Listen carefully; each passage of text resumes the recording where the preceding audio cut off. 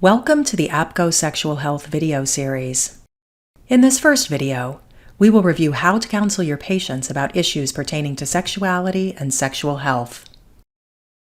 Sexual health is important to a woman's overall health and well-being, and the American College of Obstetricians and Gynecologists, ACOG, recommends that sexual health be incorporated into every well-woman visit across the lifespan.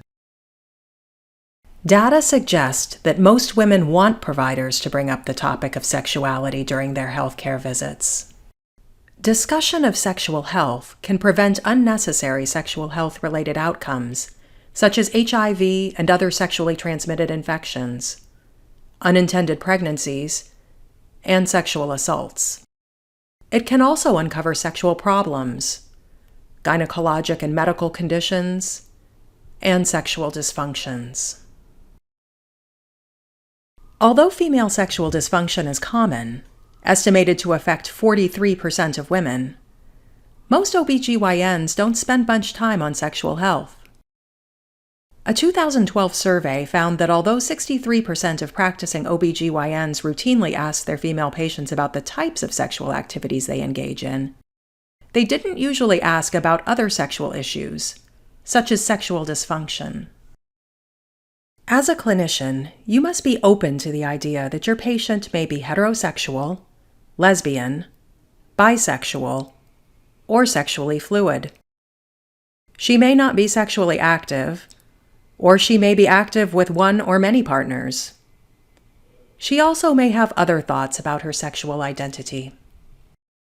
Do not assume that all women are in stable, loving relationships, monogamous, using contraception if they are of reproductive age and sexually active, and are not being abused or coerced into sexual activity by their partner. This is why it is so important to proactively ask your patients about sexuality and sexual health. There are a number of identified barriers to healthcare provider-patient discussions about sexual health and history. One of the most common barriers is provider discomfort in discussing sexually related topics.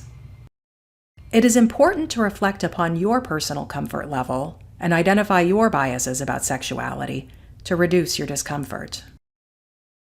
By routinely engaging in sexuality discussions with your patients, you will increase your confidence level in this area, just as you would with any other skill.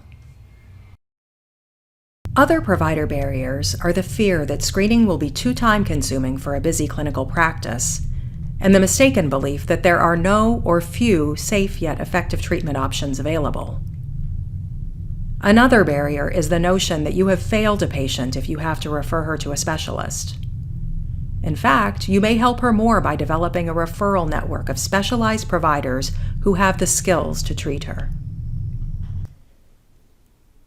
To overcome provider barriers, consider scheduling visits specifically for the purpose of focusing on sexual health issues with patients, particularly if a patient expresses a sexual concern. It is also helpful to offer and discuss handouts and educational website information, as well as provide other resources on sexuality topics to patients. Specific practical conversation techniques for overcoming provider and patient barriers include asking open-ended questions to solicit more revealing answers beyond yes or no. Examples include, "What sexual concerns would you like to talk about?" instead of, "Do you have any sexual concerns you want to discuss?" Or, "How does your sexual concern affect your relationship with your partner?" instead of, "Does your sexual concern affect your relationship with your partner?" You may also consider pointed, detailed questions thereafter to better characterize her sexual problem. Follow a pattern of asking an open-ended question, educating, and then asking another question.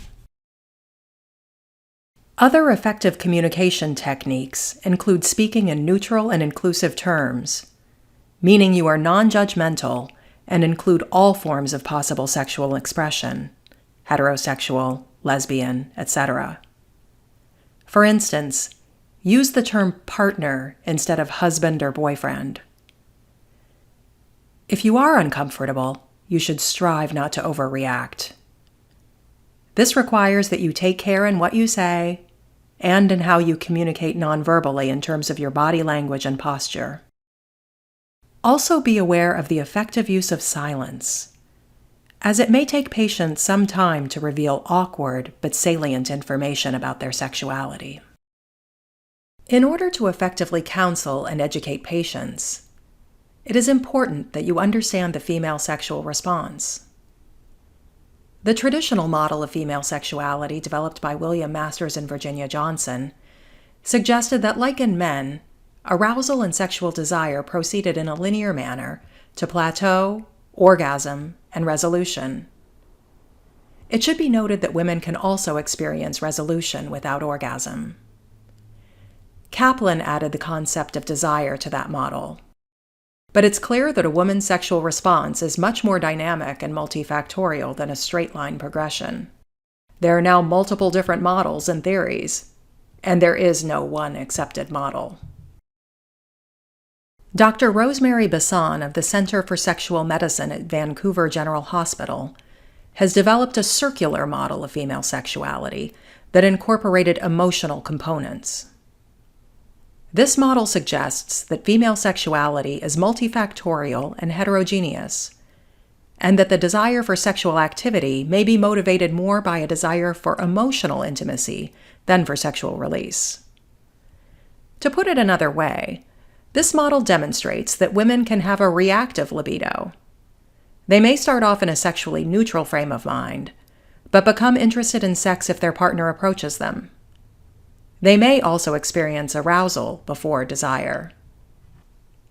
Many physical, psychological, societal, cultural, and interpersonal factors impact sexual health, including changes in sexual function throughout the life cycle, life transitions such as divorce or death of a partner, chronic or acute illness, including gynecologic disorders and long-term disability, medications, sexually transmitted infections or STIs, violence and trauma, stigmas and religious beliefs, use of tobacco, drugs, and alcohol, work, life, family, and financial stress, changes in sexual self-esteem, including body image and the perception of oneself as a sexual being. Although it is acknowledged that sexual problems are common, the definition of sexual dysfunction hinges on whether or not it causes, quote, clinically significant distress in the individual. In other words, a woman is unable to participate in sexual activity as she wishes. Without distress, treatment for a sexual problem may not be necessary. Statistically speaking, 43% of American women report a sexual problem, but sexual dysfunction causing distress is less common at around 22.8%. Newer definitions of sexual dysfunctions released with the Diagnostic and Statistical Manual Edition 5 in 2013 specify that a problem should be present for a minimum duration of 6 months to be diagnosed as a sexual dysfunction. The provider is also advised to rule out other potential reasons for the sexual problem. Again, many problems, although distressing, may be transient and may not meet the official definition for a sexual dysfunction. Prior to the release of the DSM-5, OB-GYNs relied on the DSM 4th edition text revision, which had 4 categories of sexual dysfunction for women. Some providers find these older categories more clinically useful than the DSM-5 categories, and terms used in the DSM-4 TR, such as hypoactive sexual desire disorder, or HSDD, are still used today. In the DSM-5, patterns of female sexual dysfunction focus on chronic symptoms involving interest arousal, orgasm, and pain. Female sexual dysfunctions are interrelated and overlapping, and the presenting dysfunction may not be the primary dysfunction. For example, Decreased arousal can lead to a lack of vaginal lubrication and thus pain with intercourse, which can decrease desire. Alternatively, decreased desire can lead to decreased arousal, which can lead to pain, which is the presenting dysfunction. In the next few slides, we will review the DSM-5 categories.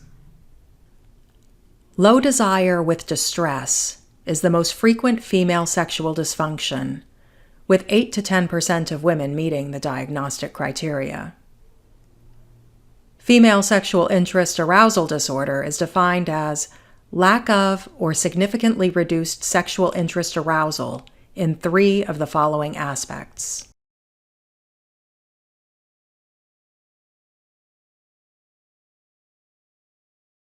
Female orgasmic disorder is the presence of either of the following 75 to 100% of the time during sexual activity. Genitopelvic pain penetration disorder is defined by persistent or recurrent difficulties with one or more of the following.